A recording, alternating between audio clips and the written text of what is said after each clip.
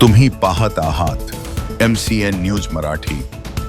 पावसाळ्यात शहरात पाणी साचू नये, नैसर्गिक नाल्यांमधून पाण्याचा निचरा सुरळीत व्हावा यासाठी खामगाव नगर परिषदेकडून शहरात मान्सूनपूर्व नालेसफाईला सुरुवात करण्यात आली आहे।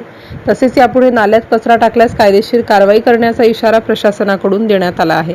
येत्या काही दिवसात शहरातील नालेसफाईची कामे पूर्ण होतील अशी माहिती नगरपालिका प्रशासनाकडून देण्यात आली आहे।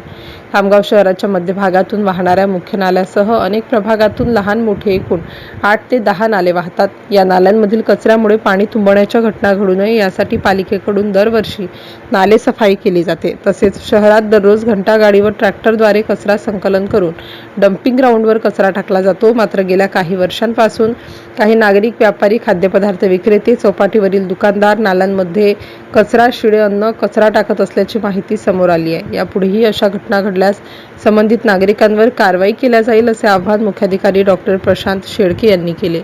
MCN न्यूज मराठीकरिता शेख अजीज मोहम्मद, खामगाव।